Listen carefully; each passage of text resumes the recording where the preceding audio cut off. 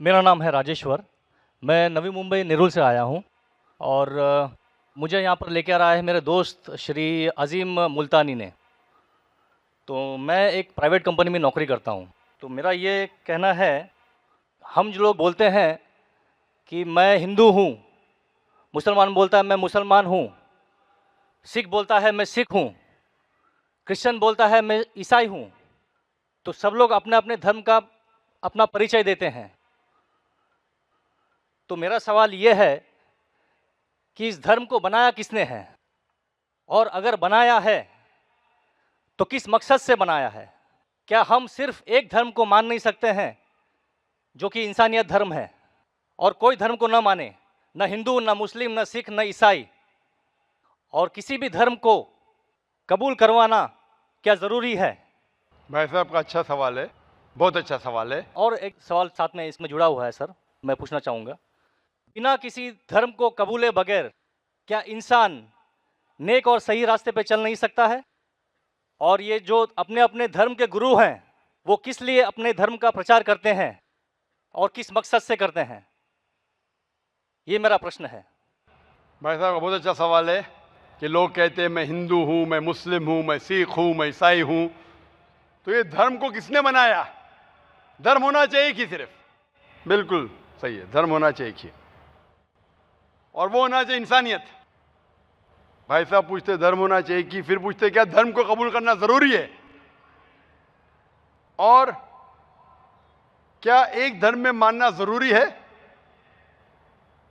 भाई साहब ने अच्छा सवाल किया कि कोई कहता है मैं मुस्लिम हूं, कोई कहता है मैं हिंदू हूं, कोई कहता है मैं ईसाई हूं, कोई कहता है सिख हूं। ये धर्म को किसने बनाया, और धर्म होना चाहिए एक। आपका पहले भाग जो सवाल का बिल्कुल सही है। कुरान में अल्लाह ताला फरमाते सूरह अल इमरान में सूरा नंबर 3 आयत नंबर 19 में, इन्न दीन इंदल्लाहिल इस्लाम, अल्लाह के नजदीक सिर्फ एक ही दीन सही है, वो है अपनी जिंदगी अल्लाह के, खुदा के, ईश्वर के, भगवान के अहकामात के मुताबिक बसर करना। तो दीन होना चाहिए एक ही। ये इतने दीन किसने बनाया? इंसानों ने बनाया। हमारा खालिक, हमारा मालिक, हमारा रब, हमारा ईश्वर, हमारा भगवान, हमारा अल्लाह सिर्फ एक ही दीन बनाया, एक ही मजहब बनाया, वो है अमन हासिल करना, शांति हासिल करना, सलामती हासिल करना, अपने खालिक के अहकामात के मुताबिक जिंदगी बसर करने के बाद। इसीलिए दीन, मजहब खालिक ने सिर्फ एक ही भेजा, लेकिन वक्त के दौरान मिलावट होते गई, मिलावट होते गई। मिलावट होने की वजह से अल्लाह ने दूसरे नबी भेजे, दूसरी किताब भेजी, फिर मिलावट हुई और दूसरे पैगंबर भेजे और एक किताब भेजे उसे सही करने के लिए। इस तरीके से अल्लाह के रसूल मोहम्मद सल्लल्लाहु अलैहि वसल्लम फरमाते कि अल्लाह ने इस जमीन पे 1,24,000 पैगंबर भेजे, कई किताबें भेजे, आखिरी किताब कुरान मजीद। कुरान में लिखा है सूरह राद में सूरा नंबर 13 आयत नंबर 7, वलिकुल्लि कौमिन हाद, कि हर कौम पे मैंने पैगंबर भेजा। सूरह राद सूरा 13 आयत नंबर 7, और सूरह राद सूरा नंबर 13 आयत नंबर 38 में कि हर दौर में हमने एक किताब नाजिल की। आखिरी किताब है कुरान, आखिरी पैगंबर मोहम्मद सल्लल्लाहु अलैहि वसल्लम। हमारे खालिक ने एक ही मजहब भेजा, हमने उसमें मिलावट पैदा की। मजहब का अगर सही मानी ले, हिंदू की क्या मानी? हिंदू की मानी ये है कि जो इंसान हिंदुस्तान में रहता है, जो इंडस वैली के इस तरफ रहता है, उसे कहते हैं हिंदू। ये लफ्ज सबसे पहले बार इस्तेमाल किया था अरबों ने हिंदुस्तानी के लिए। इस लफ्ज के एतबार से मैं हिंदू हूं। उसके बाद लोगों ने कहा कि नहीं, हिंदू वो है जो बुत परस्ती करता, वो गलत है। तो सही मानी हिंदू के मैं हिंदू हूं। ईसाई के मानी क्या? ईसाई के मानी जो ईसा अलैहिस्सलाम के पैगाम पे अमल कर रहा है, ईसा अलैहिस्सलाम ने जो चीज सिखाई उस पर अमल करता है। मैं कहता हूं कि मैं जो अपने आप को ईसाई कहते हैं उससे ज्यादा ईसाई हूं, क्योंकि मैं ईसा अलैहिस्सलाम के बातों पे और अमल करता हूं बनिस्बत वो लोग जो अपने आप को ईसाई कहते हैं। तो उस लिहाज से मैं और पक्का ईसाई हूं। जू का मतलब क्या? जू का मतलब वो जो खुदा से अल्लाह से मोहब्बत करता है, मैं अल्लाह से मोहब्बत करता हूं। मुस्लिम के मानी क्या? मुस्लिम के मानी वो इंसान जो अमन सलामती हासिल करता है अपनी जिंदगी को अल्लाह के अहकामात के मुताबिक बसर करने के बाद, मैं मुस्लिम हूं। आप समझ रहे? ये मिलावट बाद में आई, जो ईसा अलैहिस्सलाम ने सीखा उसमें मिलावट आई। तो धर्म सिर्फ एक होना चाहिए। आपका दूसरा भाग, हम क्यों ना सिर्फ इंसानियत पे अमल करें। भाई साहब, आप अच्छे मुसलमान बनने के लिए सबसे पहले आपको अच्छा इंसान बनने पड़ेगा। अच्छा इंसान बनना मतलब, एक मिसाल दे रहा हूं जो मैंने कल दिया था। अच्छा इंसान बनना मतलब स्कूल पास करना। अच्छा मुसलमान बनना मतलब पीएचडी। तो पीएचडी करने के लिए पहले 10वीं तो पास करने पड़ेगा। 10वीं पास करने के बाद ही पीएचडी कर सकते। आप बोले 10वीं के बाद मैं खुश हूं, नहीं, मैं पीएचडी के बाद खुश हूं। तो अच्छा मुसलमान बनने के लिए अच्छा इंसान बनना जरूरी है। जैसा मैंने शुरू में कहा, आप एक मुझे इस्लाम की तालीम बताओ जो इंसानियत के खिलाफ है, एक भी नहीं। तो इस्लाम मजहब इंसानियत का है, लेकिन इंसानियत के अलावा और चीज आपको सिखा रही है। क्या कह रही है? शराब मत पियो। अब इंसानियत में शराब पी सकते क्या? नहीं, इंसानियत की किताब में आप शराब पी सकते। हमारा खालिक बोलता है नहीं, शराब पीने से क्या होता है? आज जितने बलात्कार हो रहे, 80% से ज्यादा जो आदमी बलात्कार कर रहा है, या वो औरत जिस पे बलात्कार हो रहा है, या दोनों, तीनों में से एक शराब के नशे में था।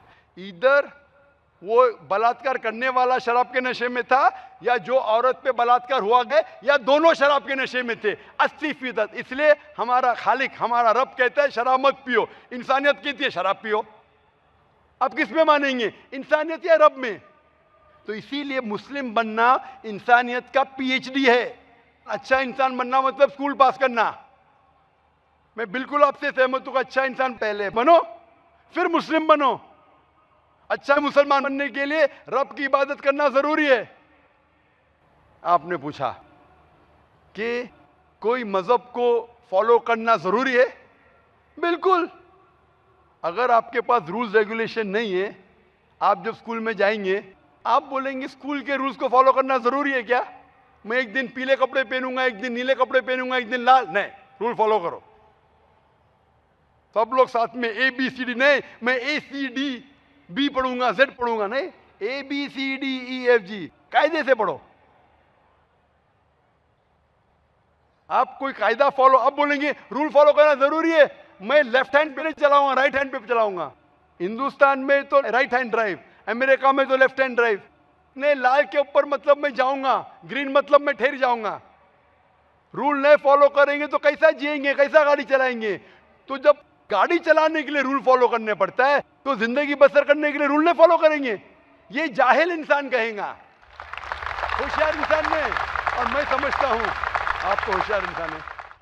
गाड़ी चलाने के लिए रूल चाहिए, स्कूल में जाने के लिए रूल चाहिए, जिंदगी बसर करने के लिए रूल नहीं। आप बोलेंगे मैं नाक में से खाऊंगा, चलेगा नहीं, मैं मुंह में से खाओ।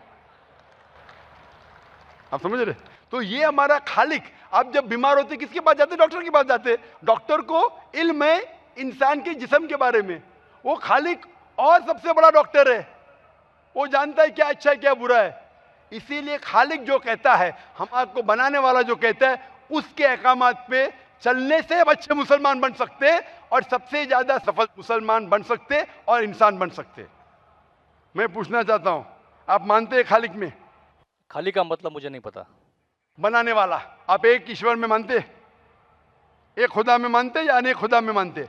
नहीं, मैं तो सभी जगह जाता हूँ, मंदिर जाता हूँ, मस्जिद जाता हूँ, लेकिन मैं किसी को मानता नहीं। मैं सिर्फ यही मानता हूँ कि मैं भी मंदिर जाता हूँ, मस्जिद, मैं भी मंदिर जाता हूँ, मस्जिद जाता हूँ। एक पावर जो है, जो हमको रूल करती है, मैं उस चीज को मानता हूँ।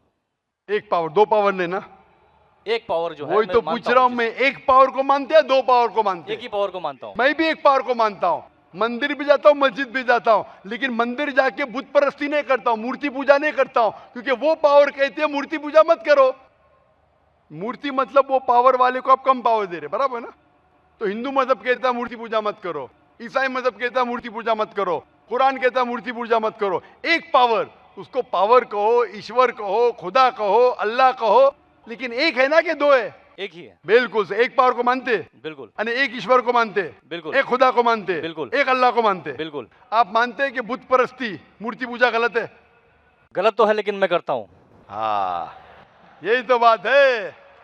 आप मानते हैं गलत, अल्हम्दुलिल्लाह, करते वो क्योंकि वो चलते आ रहा है, बचपन से चलते आ रहा है। मेरे परदादा भी चलते कहते थे कि जमीन चपटी है, लेकिन मैं जब स्कूल में जाता हूँ डॉक्टर बन गया।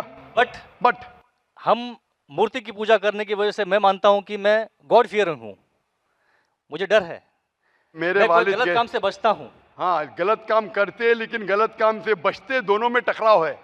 आप गलत काम से बचते फिर बोलते गलत काम करते। मूर्ति की पूजा करने से मैं गलत काम से बचता हूँ। आपने कहा मैं मानता हूँ। आपने कहा मूर्ति पूजा करना गलत है, मैं मूर्ति पूजा करता हूँ, गलत काम से बचता हूँ, तीनों में टकराव है। मैं हिंदी में ज़रा कमज़ोर हूँ। आपने कहा कि मूर्ति पूजा करना गलत है, लेकिन फिर भी मैं करता हूँ और गलत काम से बचता हूँ, दोनों कॉन्ट्रडिक्टिंग है। शराब पीना गलत है, फिर भी पीता हूँ और गलत काम नहीं करता। अरे पीऊंगा तो बलात्कार करूंगा ना। मैं नहीं पीता हूँ। आप नहीं पीते, अच्छी बात है, अल्हम्दुलिल्लाह।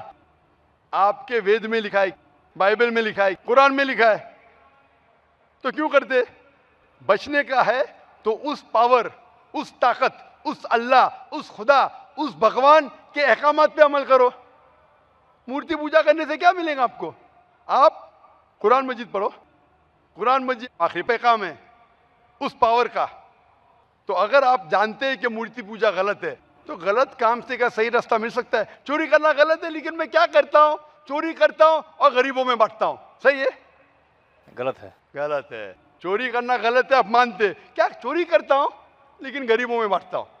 अरे गरीबों में बांटने का तो मेहनत करके बांटो ना, चोरी करके मेहनत मत करो, मेहनत करके मेहनत करो और हलाल की कमाओ और गरीबों में बांटो।